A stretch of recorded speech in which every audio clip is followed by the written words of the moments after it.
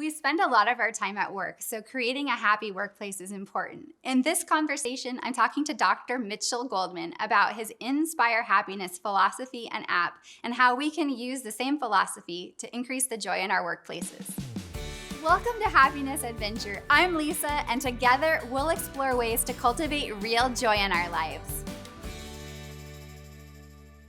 Well, I want to talk to you today about happiness and your Inspire Happiness app that you've created. But let's start with how this came to be. My story really started when I was riding my bicycle one day, and I was having these thoughts about why we do what we do. Those thoughts were prompted by two things. One was the suicide of Robin Williams, and I had to actually do a TV show about suicide in men. And I realized that men between the ages of 50 and 60s have the highest rate of successful suicide. And it's because they have reached a point in their life and they just aren't the person that they thought themselves that they were going to be. Yeah. And around the same time, I had seen a TED Talk by a guy named Simon Sinek, and he talked about the golden circle and the why we do what we do. Yeah. And those two things resonated with me. And I was trying to figure out why I'm a physician. Why do I go to work every day? Mm-hmm. And really, the reason for me was to inspire happiness in others and to make people happy. And I bounced it off of my staff at one of our staff meetings, and they all agreed. I asked everyone of my staff, and I have like 60 staff, I said, why do you come to work every day? And it's not just a paycheck, and it's not to get out of the house, and it's not to get away from the kids or someone else. It's because they like to make people happy. And that's been what I've felt my entire life. And so that then evolved into Inspire Happiness. Well, let's get into the app in just a minute, but has your life always felt happy? No, like many people, especially, I'm 64 years old, I've had a lot of ups and downs. And so, yes, I was incredibly happy when I got accepted to Stanford Med School, and I was very happy to be married 3 times. And I was very happy when I was holding my newborn daughters in my arms. But there's lots of disappointment too, getting ripped off by companies when you invent something and they steal it, to having patients not appreciate what you're doing. So there's negative things. Getting divorced is an incredibly negative crisis that occurs. And to me, it occurred not once, but twice. Yeah. So, things can make you unhappy even when you're on a really nice trajectory. What would you say was one of the low points in your life? Because I'm curious, how do people focused on happiness turn around from those kinds of situations in life? Yeah, the lowest point of my life was when I got divorced, when my wife left me for someone else and left me in the care of my children. And it was, I didn't see it coming, obviously, because I'm one of these workaholic people, and that was probably my fault. But, and you blame yourself for everything. And what turned it around was meeting someone else and talking to close friends and relatives about who I really am and who I can become. Yeah. And so that's, I guess, what did it. It was talking with people. Yeah. So how would you recommend someone else who's maybe at a low point dig themselves out of that trench? The other part that happened is my best friend told me, and his name is Harv Meskin, he's a psychologist, and he said, we could do psychotherapy or psychotherapy. And so at the age of 50, I took up bicycling. And for me, that had a number of different positive aspects. One, I lost 25 pounds and I became healthier than I ever have become. Two, I actually, being on the bike and being alone, it's almost a meditative state of that you get into, which allows for a lot of self-reflection. Yeah. And then 3, you make a lot of incredible friends, because cyclists are actually really nice people.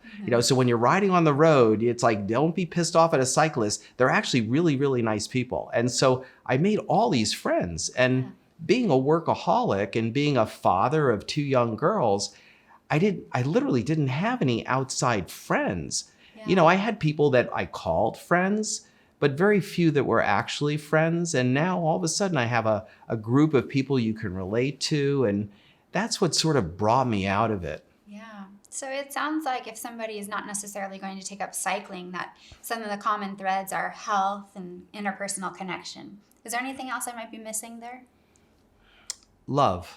When I met my wife, Laura, I realized what love should have been all along, that, I may have thought it was something, but not. So, love is really part of it. It sounds really hokey, but it really is part of it. Absolutely. So where in your journey from sort of midlife crisis to rebounding through cycling did you decide to launch the app? Did this happen on the tail end, or where are we in your story?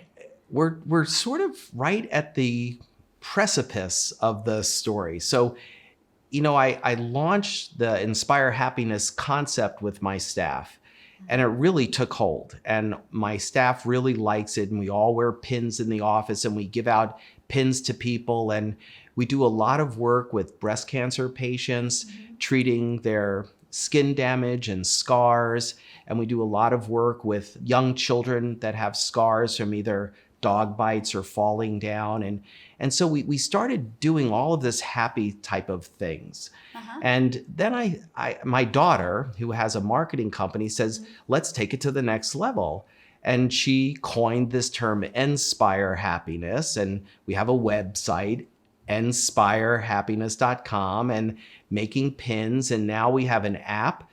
I love the focus on happiness because so much of the media focuses on dangers we need to be aware of and problems. So being intentional about having a place where we can inspire one another to really cultivate our joy is positive. It really is. Typically in the morning, I'm still one of these people that reads the newspaper. But the first thing I do is read the comics because I can't stand the rest of the paper. Right. And then instead of looking at the news every night on TV, the only news show I ever watch is called Sunday Morning. And it's this news show with Jane Pauley. And all she does is talk about really good things, because it's my strong belief that 99% of everyone is wonderful. It's that 1% that the news media throws in our face all the time. We've got to be like the other 99%. Yeah. Well, let's break down how you created a happier culture in your workplace. It sounds like you gathered people together and said, is this a priority to us? And then from there, how did you sort of grow that as part of your business and your mission? Well, what I like to do both in my manager meetings and staff meetings is every other meeting, I want the staff and my managers to share stories of how we've made a difference in someone's life.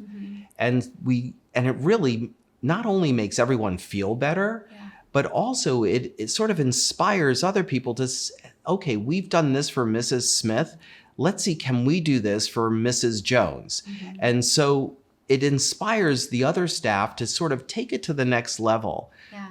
Today, I had an 18-month-old little girl come in who fell down, had a huge scar on her forehead, and she came in with her 3 other sisters. So here I had the cutest family coming in, young family. All 3 kids were dressed almost identical. They were 5, 3, and 1.5.